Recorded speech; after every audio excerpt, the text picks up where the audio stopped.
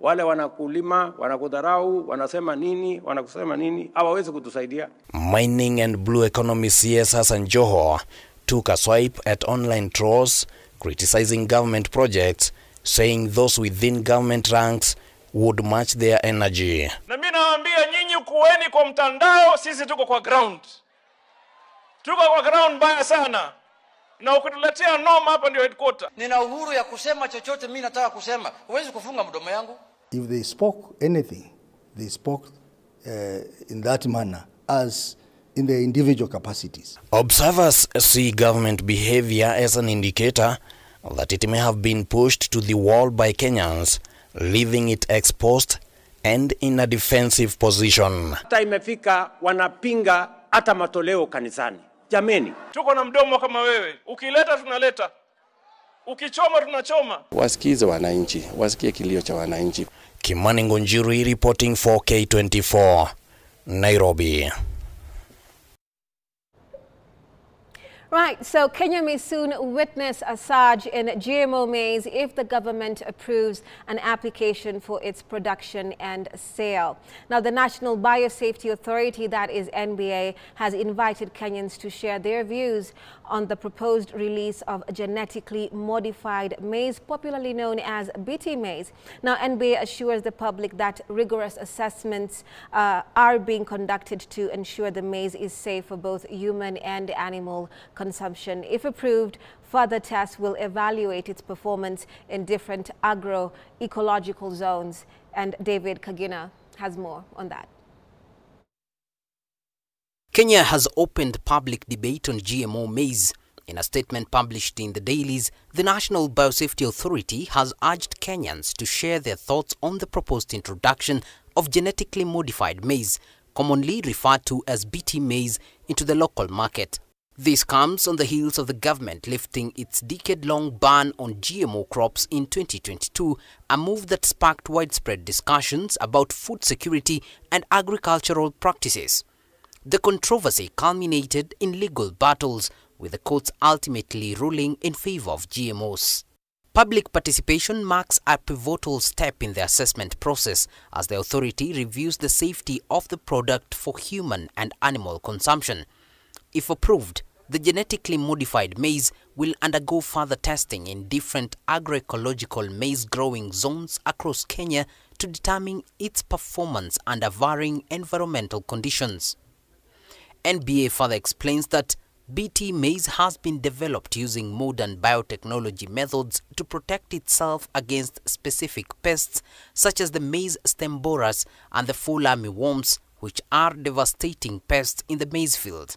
The authority also reiterated its commitment to post-release monitoring. Additional evaluations being undertaken include socio-economic impact assessments related to the BT maize varieties. NBA also adds that, if approved, the authority shall undertake post-commercialization monitoring of BT maize varieties for the entire duration of the approved period to ensure compliance to biosafety laws. Proponents hail GMOs as a game-changer for addressing food insecurity. They argue that BT maize can boost crop yield, combat pest infestation, and alleviate persistent food shortages. However, the move has ignited both hope and skepticism among Kenyans. Critics warn of potential health risks and environmental concerns, including the threat GMOs may pose to traditional maize varieties and biosafety. Public skepticism has only been amplified by fears of multinational corporations dominating the seed market, potentially disadvantaging smallholder farmers. The application for approval was submitted by the Kenya Agricultural and Livestock Research Organization (KALRO) and the African Agricultural Technology Foundation (AATF), both of which are pushing for BT maize to be commercially available in Kenya. The NBA's public consultation process, which runs until January 11th, provides Kenyans an opportunity to voice their opinions on this controversial issue. However, the authority has yet to set a timeline for its final decision. David Kagina, K24, Nairobi.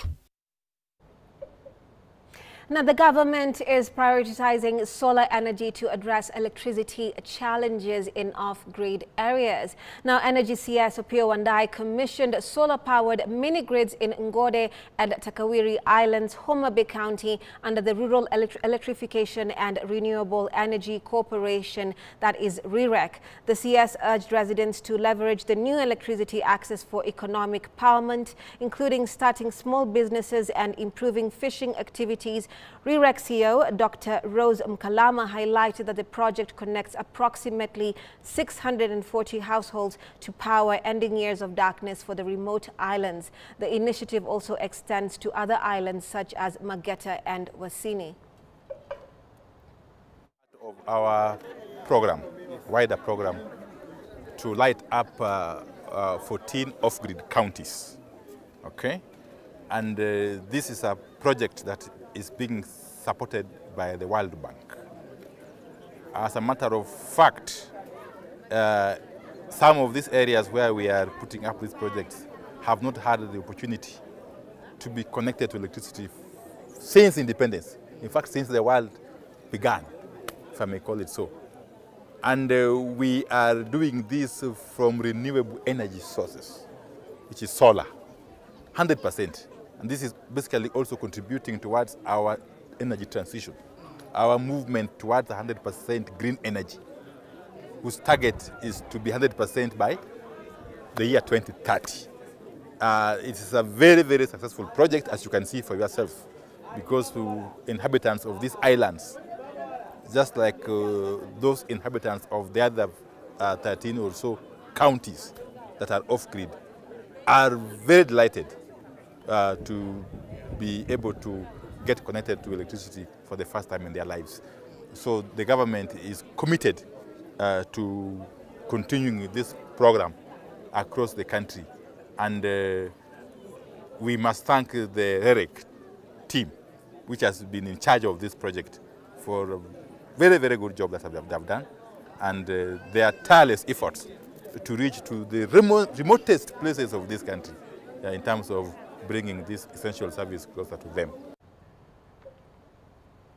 Now, Kwale County is set to benefit significantly from the Waga Machame irrigation project, which is expected to create approximately 6,000 jobs for local residents, according to Ephantus Kimotho, that is. Now, the Principal Secretary of the State Department for Irrigation. The project is currently 98% complete. This project covers 1,211 acres and will benefit an equal number of farmers, providing them with vital resources and opportunities once fully operational. This project promises to enhance agricultural productivity and boost the local economy, making a lasting impact on the community.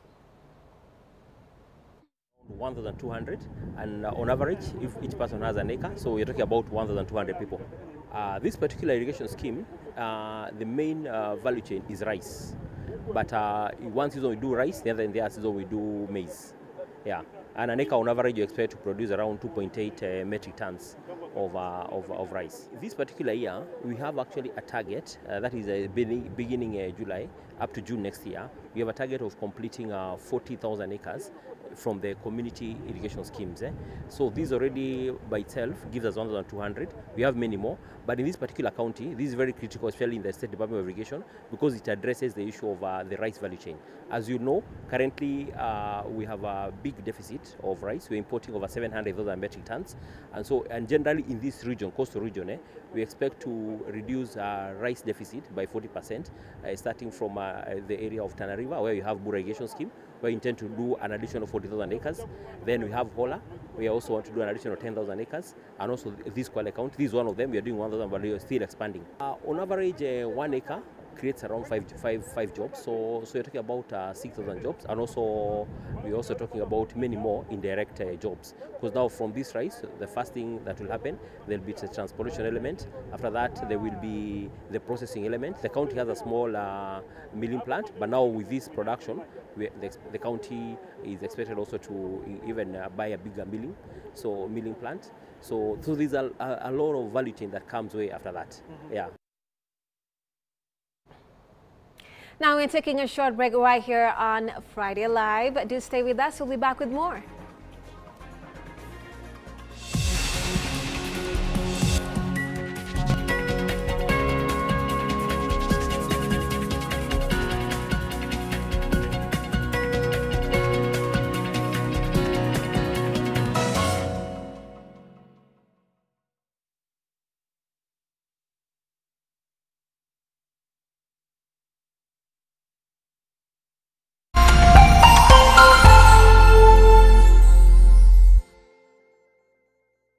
Mozart Casino Jackpot. Zungusha gurudumu la furaha. Kuwa mshindi. Mozart Bet.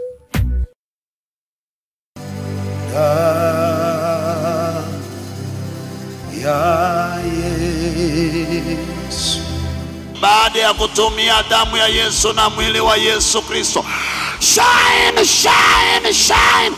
You shine and you shine. And just in the name of Jesus.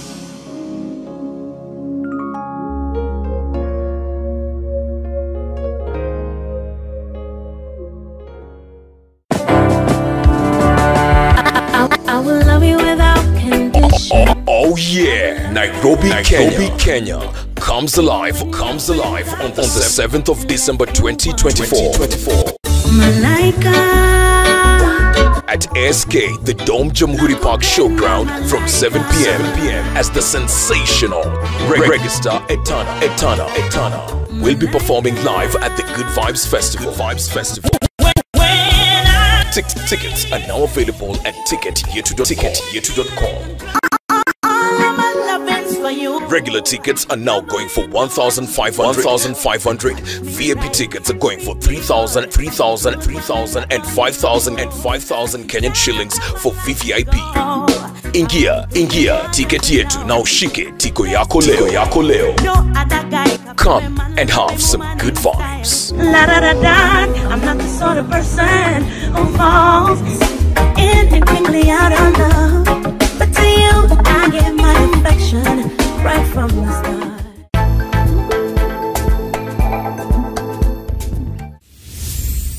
Kwani uliongeza watu kwa list? Ni sherehe kubwa. Jua kesho unajipata tugotane buzz. Utasikia tu. Parents throw graduation party for daughter's boyfriend. Nimepata admission letter ya kujoin campo. Congratulations. I'm so proud of you. But your workplace not giving. Today is the best day. Performance. You better map. Yeah. Speaking of us, I think things are quality.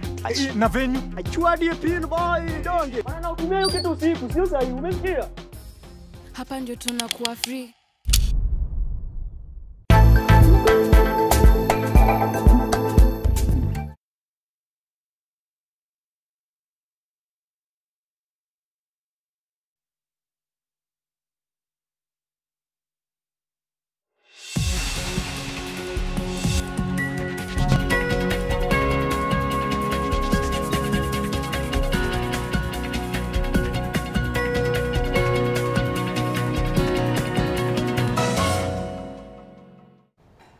Welcome back and thank you so much for staying with us. Now, Milele FM and the Media Max Network Limited in partnership with MultiChoice Company has today launched its festive season offers to its customers known as Sherehe Imejipa na Go TV Stream. Now, during their activation exercise in Githurai, Nairobi County, the customers together with fans of Milele FM were urged to purchase the Go TV decoders to get entertained during the festive season.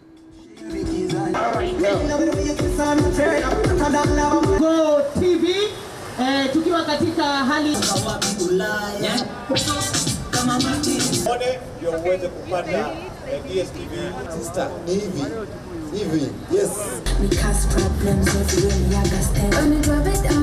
Tunataka kuanza Christmas yetu mapema na tunasema sisi kama MultiChoice tumewaletea bidhaa kadha wa kadha, tumewaletea DSTV, Go TV na Showmax. Na tunasema for DSTV stream on the good times with DSTV stream. Tunasema pia kwa Go TV Sherehe Imejipa na Go TV stream. Na tunawataka kuambia kwamba tunawaletea bidhaa kwa bei nafuu sana. DSTV tunawaletea kwa 1999 na hapo pia ukitaka kuweka package yako pia bei kwa bei nafuu, tunawapatia package inaitwa Access kwa 1350. Kwa GoTV pia tunawaletea kwa bei nafuu, GoTV 1299, na pia unaweka package yako ya Plus, unaweza kuenjoy all latest content kwa just 1000. Na unapenda kama unapenda mpira kama kawaida tunakupa pia mpira. Ziko pale zile maisha za Rift Valley, na tutakuwa pia upande za Lake.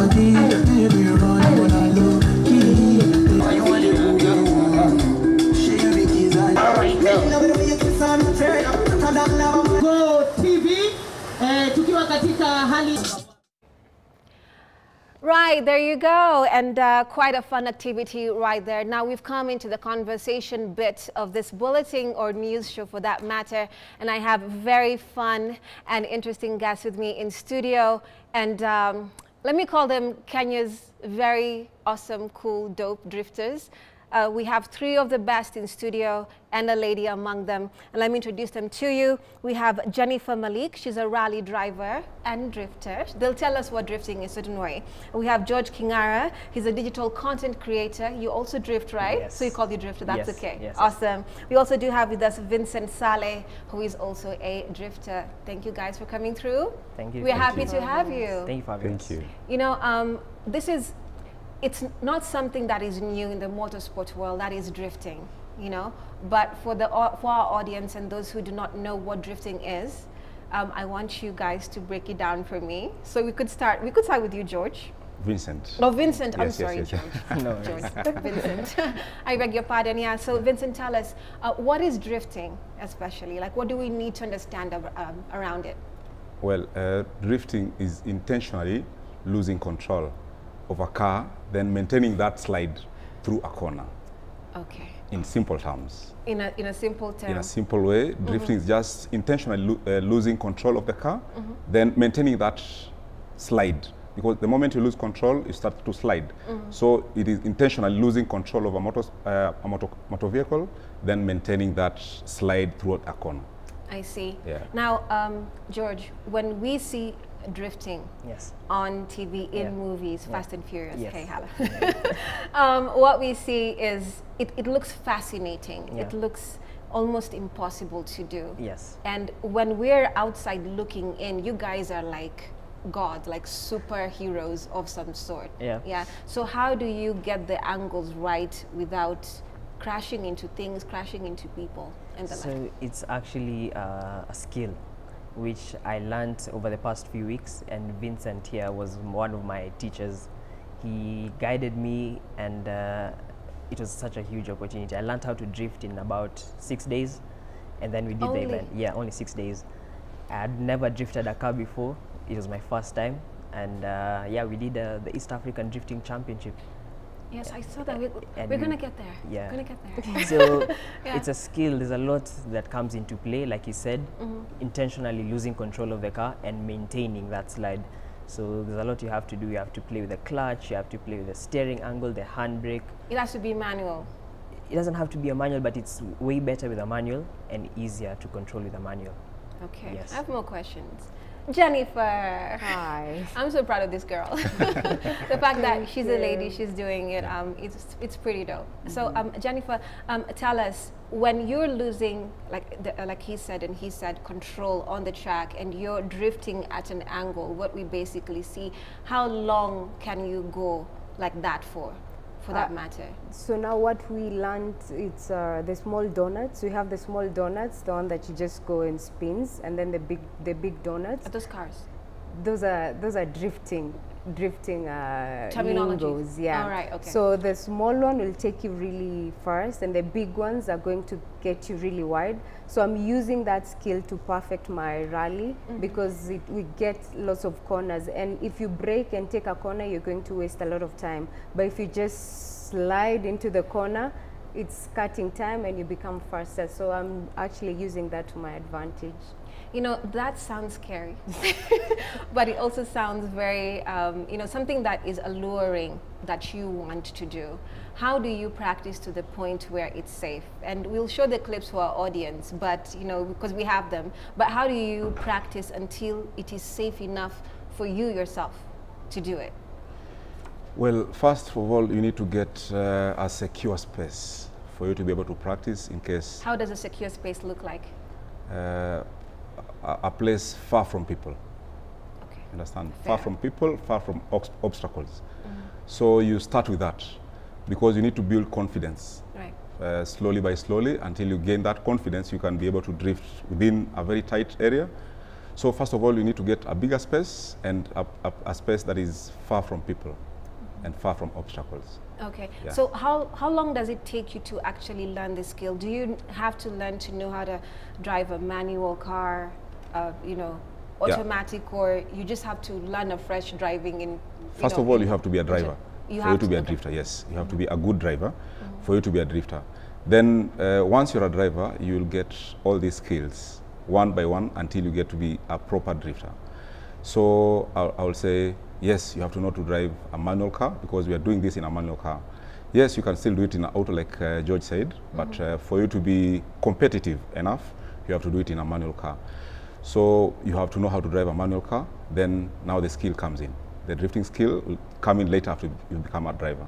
I see. Yeah. George, how long does it take someone to say that they are good drifters? Like when you're being trained like yourself, for him to give you the vote of confidence and say, hey, you're good to go. Yeah.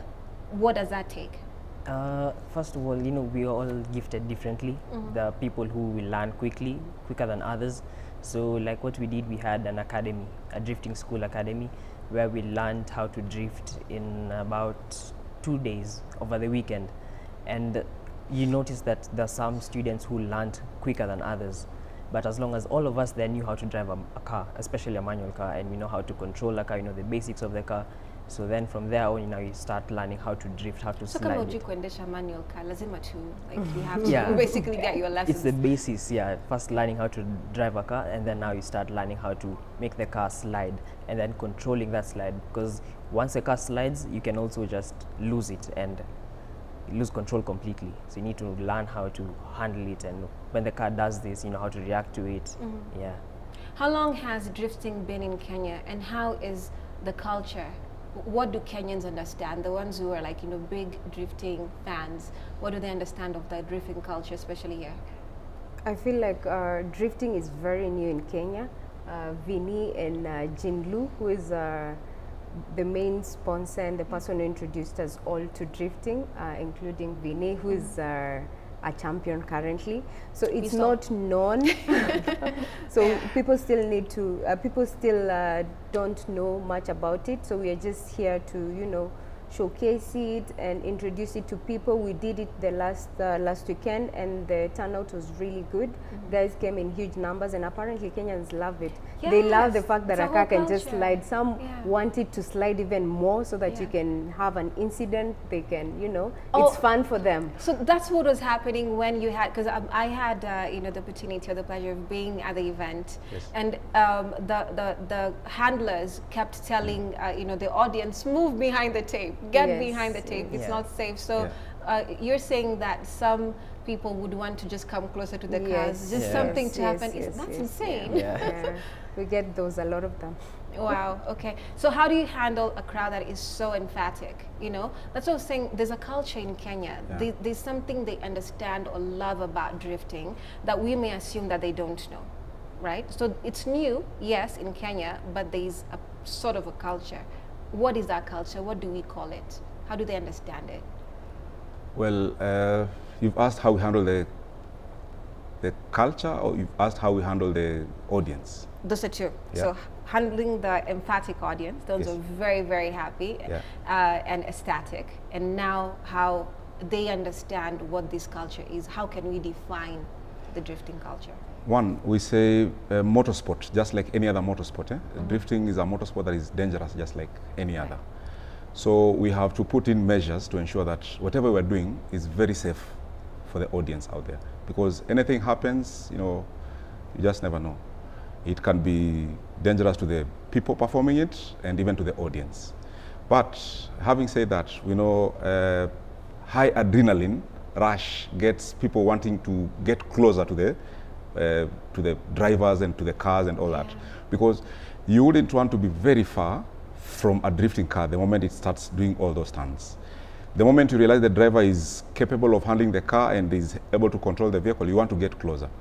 So for this, we planned it like in a two-way. We are doing one on the track where the judges are actually observing us and giving us points. Then we brought one closer to them, which we did the static burnouts.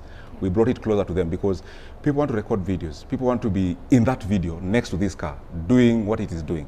So you cannot be able to do that when the car is on the track. So we split it to two. One, we bring it closer, very closer to them.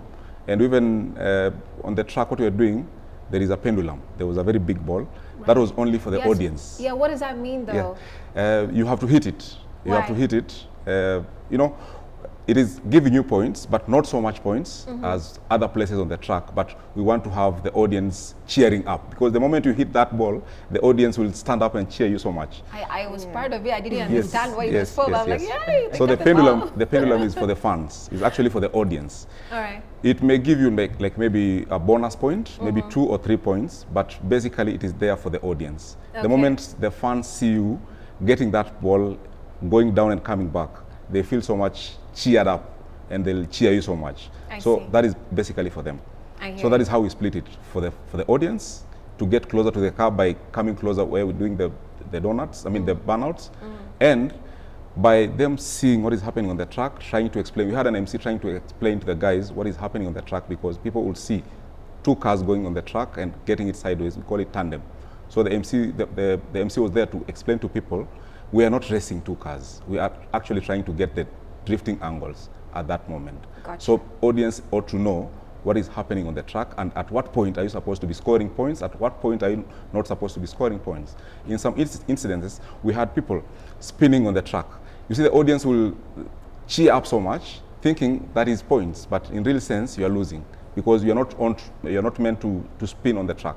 You're only meant to get the angle, like I said, and continue in that angle throughout the drift. Okay. Yes. Now, we need to take a short break, but we'll be back with more, and you'll tell us the whole dynamic of what we need to understand about drifting. We're taking a short break right here on Friday Live. Do stay with us. We'll be back with more.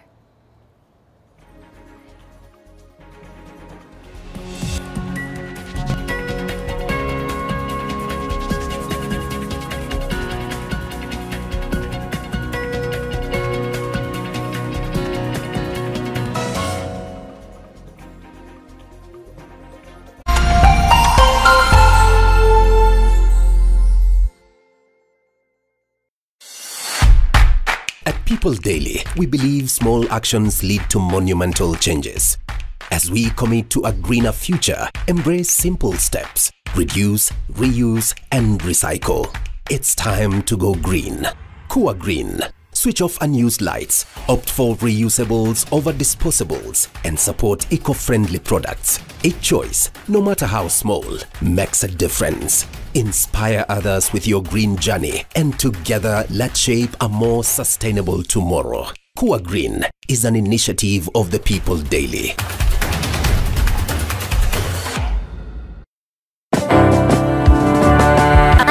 I will love you without condition. Oh yeah, Nairobi, Kenya comes alive on the 7th of December 2024. At SK, the Dome Jamhuri Park Showground from 7 p.m. as the sensational Registar Etana will be performing live at the Good Vibes Festival. Tickets are now available at ticketyetu.com. Regular tickets are now going for 1,500. VIP tickets are going for 3,000, and 5,000 Kenyan shillings for VVIP. Ingia tiketi yetu na ushike tiko yako leo. Come and have some good vibes. La da da da, I'm not the sort of person who falls in and quickly out of love. But to you, I give my affection right from the start. Angukia welcome bonus. Only on Mozart. Karibishwa kama mgeni. Register now on mozartbet.co.ke.